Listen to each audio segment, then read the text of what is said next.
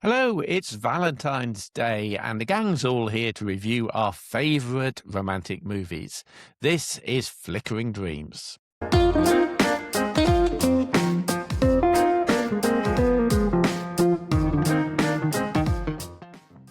Hello and welcome to Flickering Dreams, and love is in the air today because we have a Valentine's Day special where the team are going to be selecting two of their favourite romantic films, although the phrase romantic maybe needs to be taken with a pinch of salt in the case of some of these choices. But hey, look, that's their choice, so let's not argue. I'm joined today by Dan Cook from Dan Cook's Movie Reviews on Facebook. Hey, everyone. Emma from Emma at the Movies, Scott Forbes from the Forbes Film and TV Review on Facebook, and hopefully if his internet comes back, we're going to be joined by the Reverend Andy Godfrey from Pure 247 Radio, who also has a book out, and he's about to come here and promote it any second now, because here he comes onto the screen. It's Andy. Hello. Quick, Andy, wave your book. Wave your book. I've got it handy. Oh, no. Look, I built you up. It's called Confessions of a Christian Film Critic. Film Critic by Andy Godfrey. By Andy Godfrey on Amazon. Go and buy it. He gets a plug-in every week. And a special shout-out to our Japanese listeners on Apple Podcasts, because I understand we're trending quite strongly in Japan. So welcome to you all. So, as I say, what we're going to do is work through our top two romantic films for Valentine's Day. And I'm going to start this one with Dan. Yes. Who has selected this one as one of his choices. Let's take a look.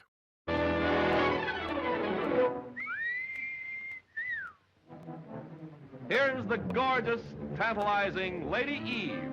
Now, watch her go into action. She has her eye on this handsome, wealthy, but terribly naive and inexperienced young man who hasn't seen a white woman for a year. Now, every woman has her eyes on him. Big women, the female wrestler type. Little women, but with big claws. And that smoldering, simmering, exotic type. But only Lady Eve knows how to get him.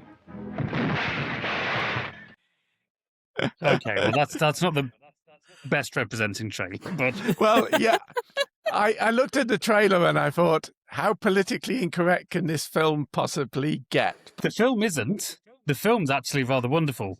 That's a trailer of its time, shall we say. So this is the film The Lady Eve from 1941, directed by Preston Sturges. I only watched this very recently at the beginning of the year. It's sat on my Skybox for a long, long time, but I loved it so much that I needed to talk about it. This is the Criterion Blu-ray, which has been bought for me by my wife for Valentine's Day, so as you see, it's not been opened yet. But she said I can use it as a prop. Basically, Barbara Stanwyck plays one of a trio. They basically want to try and scam rich people out of their money. She'll marry them and then scam them out of their money. And the one that they target this time is a rich business owner played by Henry Fonda, who I think is terrific in this film. And she poses as this Lady Eve, and she starts, she pretends to fall in love with him. And Henry Fonda just completely wowed by it. But then eventually she does start to fall in love with him. Then the film takes a bit of a turn when he finds out about this ruse that she's only in it for the money. She gets really upset, pretends to be someone else, and then tries to seek revenge against him.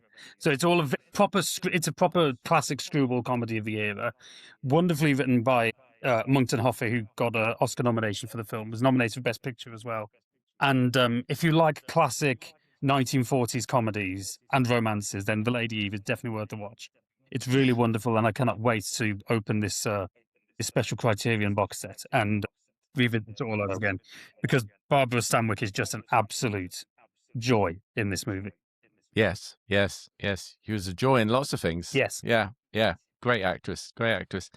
Okay, that's interesting first choice. I can rely on Dan to be the real cinephile here and delve back into the 40s on this one. Next up, we're going to go with Emma's choice. And Emma's come a little bit more up to date with her choice. This is from 1999. Oh my God, he's here. Do you have a menu that we could look at? She's perfect for him. So she has perfect hair and perfect skin and matching shoes. my perfect hair. What is she doing? What am I doing with someone like you? Amanda, don't you understand? Everything you're feeling is going into your food. It's irresistible. That is Simply Irresistible. Simply Irresistible from 1999. Emma, why did you pick this one? I mean, Sarah Michelle Gellar, anyway. That's a lot of my youth and the TV watching with Buffy, and genuinely, it just ticks all the right boxes. It was a close call between this and Mannequin. They very much have the same sort of vibes to me. But this one's got a magical crab. So that's what you want on Valentine's Day, magical crabs. Indeed, crabs. Yes. Crabs at Valentine's Day. Yeah. Basically, the crab escapes and she chases it, leads to a meet cute, and yes, the crab is magical.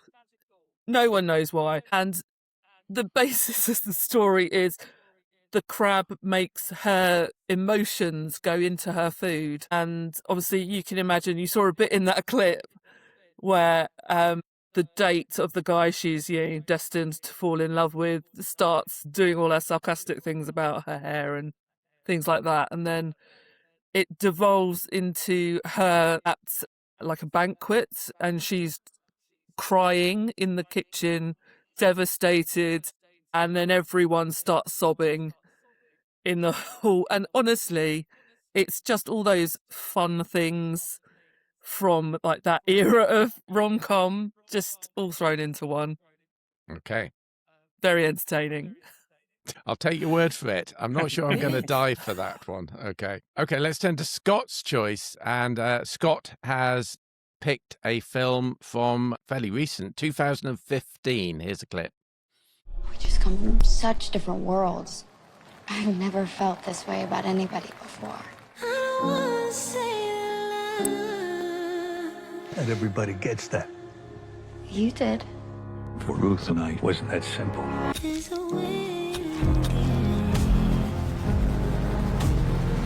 Baby, I'm thinking it over.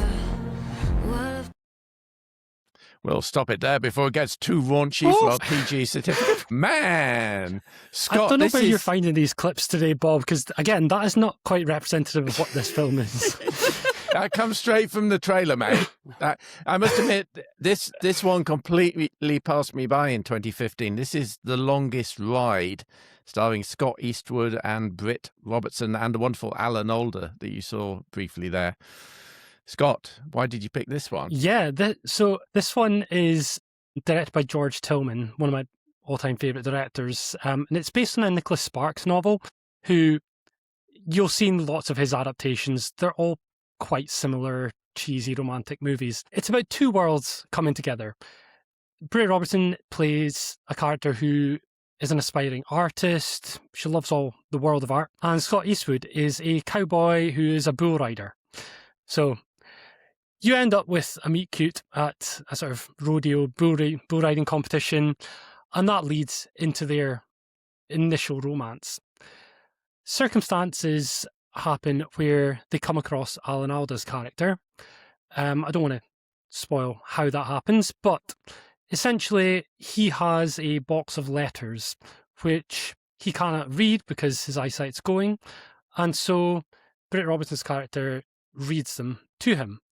And then we see flashbacks to his young life, played by Jack Huston, with his wife, who's played by Una Chaplin, who we recently saw being amazing in the new Avatar film, Fire and Ash. Yes, exactly. And it's about the parallels. So we've got two worlds colliding in the modern day, and also the older couple, they were from two worlds colliding as well.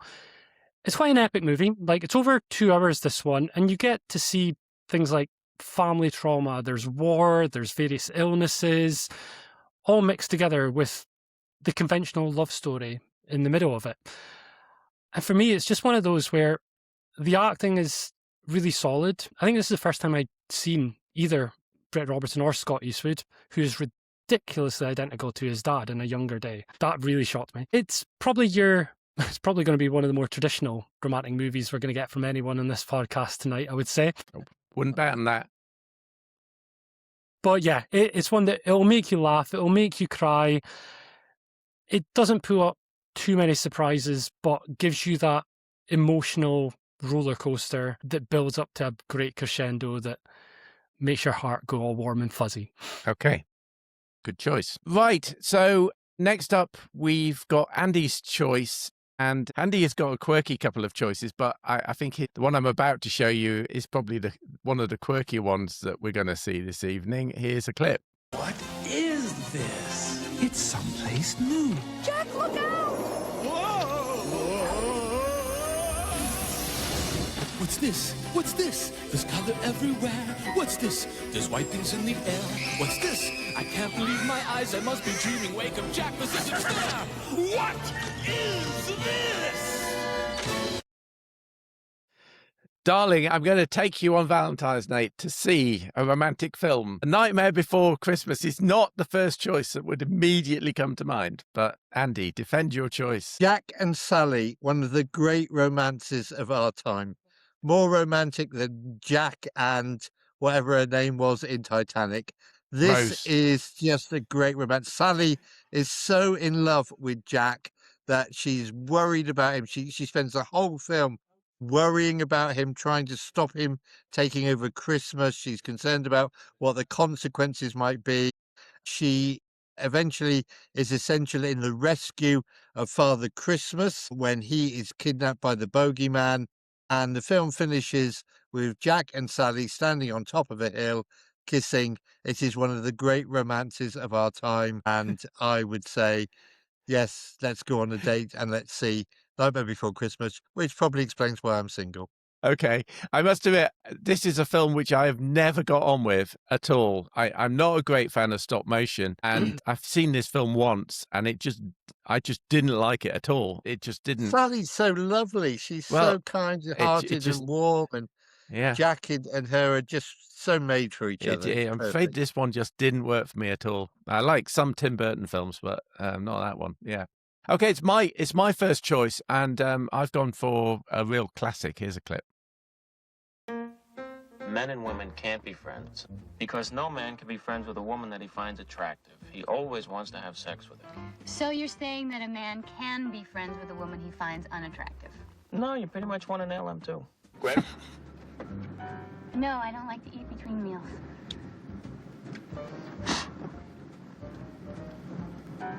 I'll roll down the window. This is, of course, When Harry Met Sally from 1989. Billy Crystal and Meg Ryan, Nora Ephron script, and directed, obviously, by the much-missed Rob Reiner, who was obviously murdered late last year, wasn't it? And as you had there, the real kind of centerpiece to the script is, does sex always get in the way of a friendship between a couple of friends? It's got the ultimate New York setting for me. I mean, if you think of a New York film, I think When Harry Met Sally is the first one that would come to mind. Also, it's got some wonderful supporting feature artists from Carrie Fisher as Meg and Bruno Kirby as Jess, who make a very funny double date in a date scene where they effectively get off with the other person's date. Kirby, by the way, because I thought I haven't seen Bruno Kirby for a long time. And there's a good reason for that, because he died in 2006 at the age of just 57 from leukemia. He was really in an awful lot of good films. But for me, I think it's a really wholesome film. The whole binding together of the fact that a couple come together and you see these older couples being interviewed late in their life about how they met and how they've stayed together all through their life, I think is a really great role model for relationships and marriage. So it's one of my personal favourites. So that's why I picked it. Right, we'll come back around to the start again. I know Dan has to disappear fairly soon, so we're going to get his choice in now before that. And this is Dan's first choice for a romantic film. And it's another classic. What do you want, Barry? You want the moon? Just say the word and I'll throw a lasso around it and pull it down. Welcome home, Mr. Bailey. Sentimental hogwash. I wish I had $1 million. That's obviously It's a Wonderful Life, Frank Capra's wonderful Christmas film from 1946 with James Stewart and Donna Reed. Mm-hmm. Dan, why did you pick this one? God, I love this movie. Okay, it might not be the most obvious choice because it's considered by many to be the ultimate Christmas movie. But when you were asking for the ultimate romantic film, my mind immediately did go to It's a Wonderful Life, because there are so many scenes in it which I just think are just beautifully done. From the meet cute with Jimmy Stewart and Donna Reed when that scene was, you want the moon? I'll throw a lasso around it. And they've just come back from the school dance and they're in their wet clothes and everything. It's a really lovely scene. To the scene which I think is the highlight of the film for me is after Mary and George are leaving for their honeymoon and they see that there's a bank run going on in the savings and loans. So George has to go back and save the business that his father built up for so long. And in the meantime, Donna Reed has gone back to the house which she's bought, which is actually the old dilapidated house, which they said was haunted when they were kids. And she's decorated it up for their honeymoon. And they've put posters of all the destinations they wanted to go around the world. And she set up a chicken that's going around a turntable, so it's roasting on the fire. And she set up the bed with the slippers underneath, which shocks him. And she goes, "Welcome home, Mr. Bailey." And I just think, and then you've got the two policemen serenading outside in the pouring rain. I just think it's perfectly done. The film is very dark at times, obviously, but when the film has got its heart in the right place, it really has its heart in the right place. And Donna Reed and Jimmy Stewart. I mean, much like with Lady Eve, you've got Henry Fonda and Barbara Stanwyck. How can you go wrong with that duo? It's an absolute classic of American cinema, and it's my favorite romantic film. Definitely. It does go to really dark places, doesn't it? Yes, it does. The bit where he changes time, as it were, and Mary doesn't know him is an old spinster. Working in the library. Yeah. That really gets quite dark, doesn't it? Yeah, it does. Yeah. No, but I will commend that choice. I mean, to be honest, it comes around a bit too often. It's a bit like Die Hard in that, for me, it comes around a bit too often each year. The illustrious Mrs. Movie Man insists on watching Die Hard every year, and I say, "Oh, can we just skip a year?" Right? And It's a Wonderful Life is a little bit like that, but I do enjoy going to see it on the big screen. Of course, when it first came out, it was a financial disaster, and it just about sank Capra and the studio. But it's grown to be an absolute classic. Am I right in thinking that this is one where whoever owned the rights back in about 1985 forgot to file the paperwork to renew it, so it became public property? I think this is the film. I'm not sure if It's a Wonderful Life is public domain. I don't think it was. There are a number of films which have done that, like George Romero's Night of the Living Dead. That was almost immediately went into the public domain. But I mean, I've got the Blu-ray here. This is a wonderful Blu-ray set. From Republic, and I don't recall them saying anything about it being in public domain. I've got a feeling that this, I may have got this wrong, it may be another film I'm thinking of, but I think it really shot to the public's attention when they forgot to renew the rights, and it went out to public broadcasting in the States, so everybody could then get to see it and appreciate it. And it was certainly ancillary sales with TV that really pushed it into cult status. I think Definitely. I'll do a bit of research on that, and you'll see a subtitle across the bottom of your screen, viewers. Yeah, Dan was very, very wrong. If I'm correct in that, right? Okay, right. So that's Dan's choice. Dan, I know you have to drop off at some point, but I do. I can't wait to hear you guys' other options. And once, as I said at the beginning, I'm sorry I'm not here for all of these all the time, but when I am, it's always a pleasure to see you all, and I hope to be with you again very, very soon. Always a pleasure, Dan. Yeah. Thank you very much, guys. Take care. Okay. Happy Valentine's Day. God bless. See you later. So the four of us back. We've done Dan's choice. Let's go for Emma's choice now. And Emma beat the door down to me to get this as her choice. Everybody ready? Here we go. Do you know your name? Jane. I'm Kevin. Don't you think it's a whole lot of ritual for something that's got about a 50-50 shot of making it out of the gate? Oh, how refreshing. A man who doesn't believe in marriage. Jane was good at taking care of everyone. You've been a bridesmaid 27 times? What do you do besides work and help people get married? But she never took care of herself. Did you put that breakfast burrito on my desk? I just thought you might be hungry. That's why I love you. I love you too. Oh, yeah, I needed that. So that's Katherine Heigl and a very young-looking James Marsden in 27 Dresses from 2008. Emma, why do you love this movie so much? I swear I do watch like serious films occasionally, but I was a rom-com girly growing up. Little surprised I didn't pick a J-Lo film, to be honest with you. But 27 Dresses, I just adore it. Like, I think in another life I would have been a wedding planner. And just watching Katherine Heigl like bumble along, the accommodating friend who, she'll bend over backwards to help anyone. She'll wear the most ridiculous outfits, which you see a great montage of her wearing them all. And there's an amazing scene where she double books herself for a wedding whole day. So she hires the cab driver to drive her backwards and forwards between the two things. So it looks like she's at both weddings sort of the whole way through.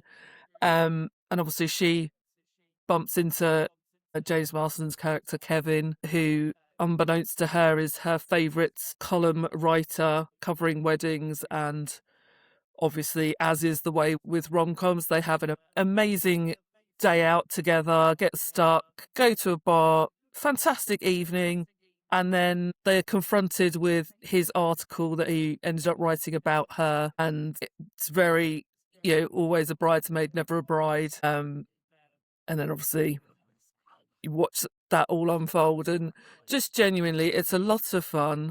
I always love singing along to Benny and the Jets as well. And it's nice to see James Marsden without his Cyclops glasses on as well. But just great fun. It's a chick I love flick, Katherine isn't it? Heigl. It's a chick flick. Yes. And Nothing Judy wrong. Greer, I love her as comic relief anyway, so she's great in this one. Okay, so that's Emma's choice of 27 Dresses.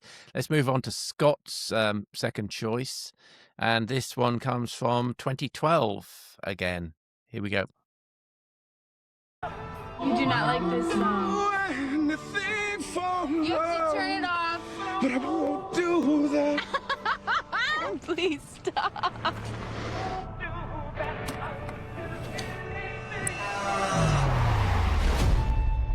Life's all about moments of impact and how they change our lives forever. But what if one day you could no longer remember any of them?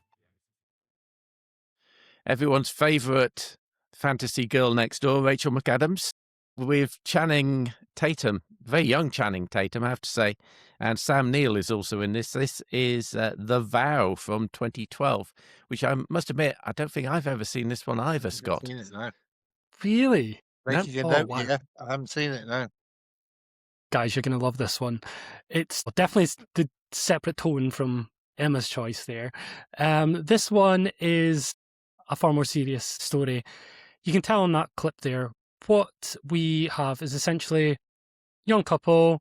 They are married and they're having a great time. Life's going well. And then there's this car accident. And following the accident, Rachel McAdams' character loses her memory. And it's about 5 years of her life she can't remember, which means she can't remember being married to Channing Tatum. And from there, it's about the journey of this couple trying to rediscover that love that they had before this accident and the difficulties that come with particularly her character trying to just live a life that she has no idea about. In her mind, she's still back living her old life. She had a previous fiance. Everything in her life is 5 years ago. And he's having the break of, oh my God, my wife doesn't remember me. This whole life is torn apart.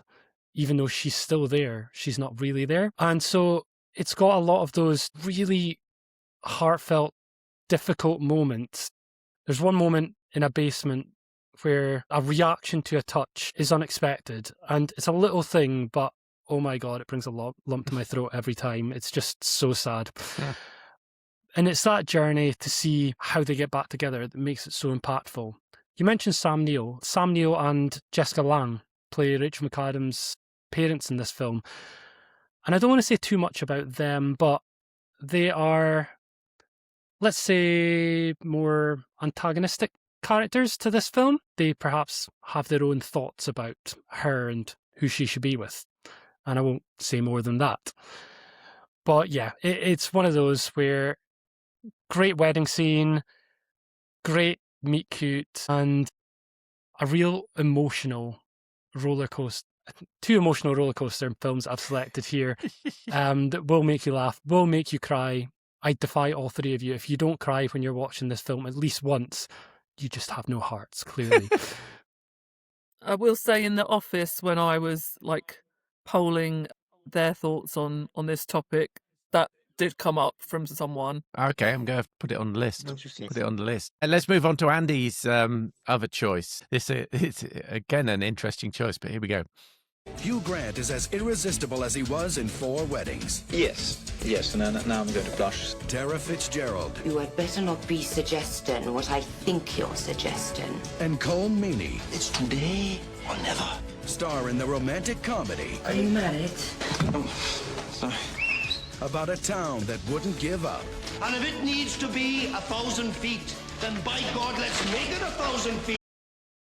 This is a film with a very long title. This is The Englishman Who Went Up a Hill But Came Down a Mountain from 1995.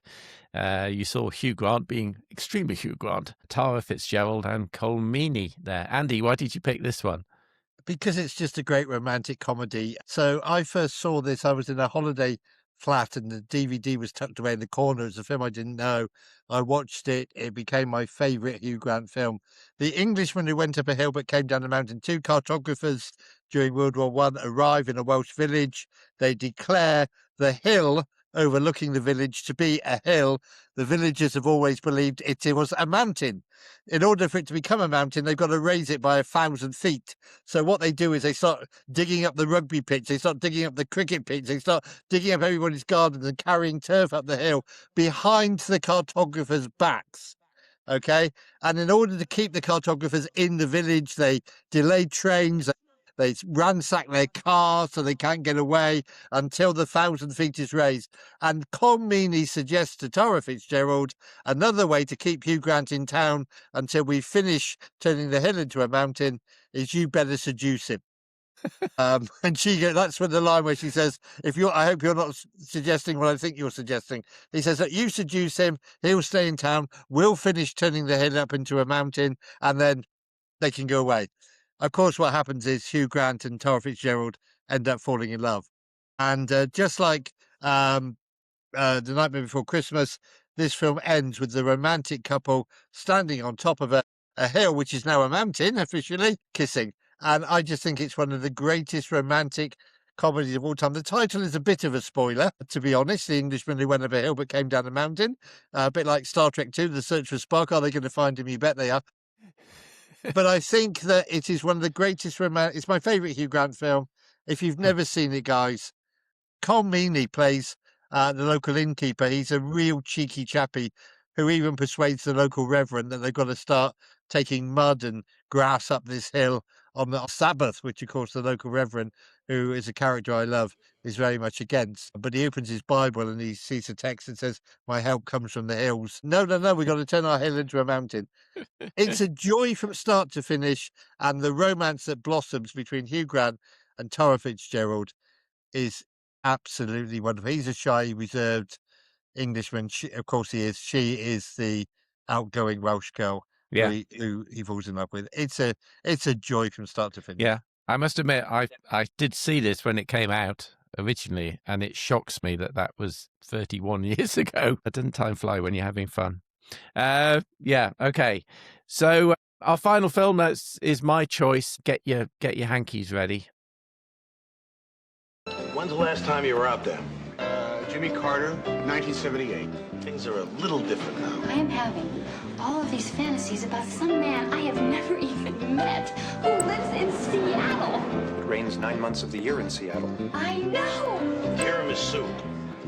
What is tiramisu? You'll see. Some woman is going to want me to do it to her, and I'm not going to know what it is. You'll love it.